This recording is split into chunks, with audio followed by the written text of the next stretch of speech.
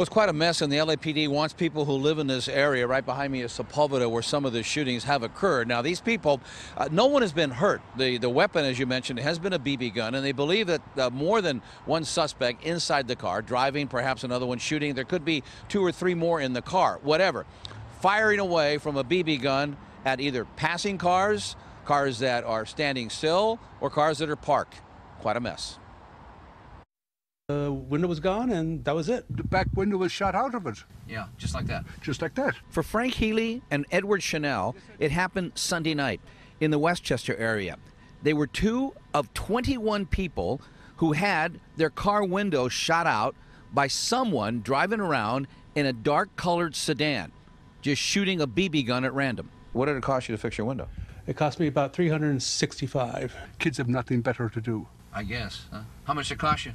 $500. The LAPD says there are now close to 90 victims. It began on February 8th. It's continued now for the past 2 weekends, 21 just on last Sunday alone, between 9 p.m. and 1 in the morning, in a very wide area of Westchester. Police say in an area bordered by Bluff Creek on the north, Manchester on the south, Pershing on the west, Sepulveda on the east. I think it's just random vandalism that's very expensive. That's about $40,000 in property damage. And police and victims have no idea who's doing it.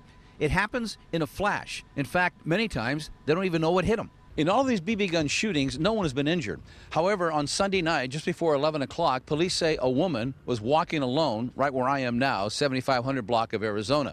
She told them that she felt a twinge in her leg, and when she looked down, she had realized that the BB gun pellet had hit her. She was not injured and did not go to the hospital.